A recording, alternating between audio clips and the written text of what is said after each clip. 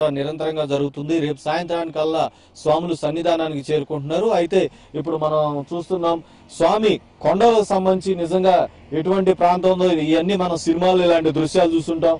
తేయాకు తోటలు అలానే మధ్య మధ్య పెద్ద పెద్ద సెట్లలో మిరియాల సంబంధించిన తీగ అలిన దృశ్యాలు ఎంతో సుందరంగా కనిపిస్తున్నాయి. ఇక్కడి నుంచి మనం ఒకసారి కింద ప్రాంతాన్ని కానీ అలానే ఈ టీ ఎస్టేట్కి వెళ్ళే రోడ్లు కానీ ఏ విధంగా ఉంటాయి, ఈ ముఖ్యంగా ఈ పాదయాత్ర జరిగే రోడ్లు అలానే ఇక్కడ ఉన్న ఆహ్లాదకరమైన వాతావరణం ఏ విధంగా ఉంటుందో మనం ఒకసారి చూస్తున్నాం. ఇక్కడ ఒకసారి కొండల్ని కానీ ఇక్కడ టీ ఎస్టేట్లను పరిశీలిస్తే ఎంతో సుందరంగా ఎంతో ప్రకృతి రమణీయంగా ఇక్కడ టీ ఎస్టేట్లు ఉన్నాయి మనం చూస్తా ఉన్నాం.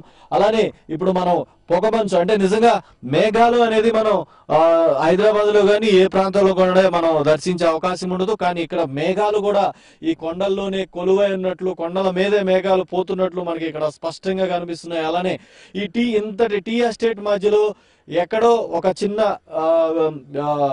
చిన్న ఇల్లు, ఆ ఇంట్లో ఈ టీ ఎస్టేట్ సంబంధించిన పని వాళ్ళు కానీ దానికి సంబంధించిన ఎస్టేట్ వాళ్ళు కానీ అక్కడ నివసించడం, మళ్ళీ ఈ తేయాకు తోటలు, ఇవాళ ఉన్న వాతావరణం కూడా చాలా ఇక్కడ కూల్ గా అలానే సన్నని చిరుజల్లులతో ఇక్కడ వర్షం పడుతున్న పరిస్థితి కూడా మనం చూస్తున్నాం. ఒక ప్రకృతి వాతావరణం అలానే ఒక టూరిస్ట్ సంబంధించిన వాతావరణంగా ఇది గోచరిస్తుంది. అందుకే ఎక్కడ చూసినా ఈ టీ ఎస్టేట్లు, దీంట్లో అయ్యప్ప స్వాములు కూడా ఇంత ప్రకృతి రమణీయతను చూసుకుంటూ ముందుకు వెళ్తున్నారు.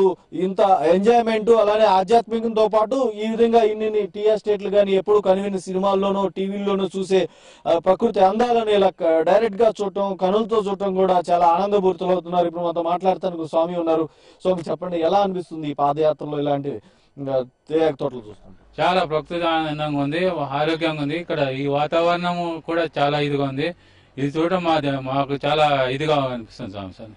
ఇది ముఖ్యంగా ఇక్కడ స్వాములు కూడా చెప్తుంది, మనం నిజంగా ఈ పాదయాత్ర చేయాలి, జీవితంలో ఒకసారైనా ఈ పాదయాత్ర చేయాలని అందరూ అనుకుంటారు. ఎందుకంటే ఇంత ప్రకృతి రమణీయంగా కార్తీక మాసంతో పాటు ఈ ధనుర్మాసము అలానే ముఖ్యంగా ఇలాంటి ఎంతో పవిత్రతమైన ఆహ్లాదకరమైన వాతావరణంలో ఇలా పాదయాత్ర చేసుకుంటూ ఎన్నో టీ తోటలతో పాటు టీ ఎస్టేట్లు అలానే ముఖ్యంగా ఇక ఎన్నో మిరియాలు, లవంగాలకు సంబంధించిన సుగంధ ద్రవ్యాలు ఏదైతే చెప్తామో ఆ సుగంధ ద్రవ్యాలు కూడా ఇక్కడి నుంచే ఈ ప్రొడక్ట్ ఉంటుంది. దాదాపు మరో 20-30 కిలోమీటర్లు మనం అయ్యప్ప సన్నిధానానికి చేరుకుంటాం. అయ్యప్ప సన్నిధానానికి చేరుకునే ముందు ఇలాంటి కొండలు దర్శించుకుంటూ స్వాములు శరణఘోష చెప్పుకుంటూ ఈ అయ్యప్ప మహాపాదయాత్ర చేస్తున్నారు.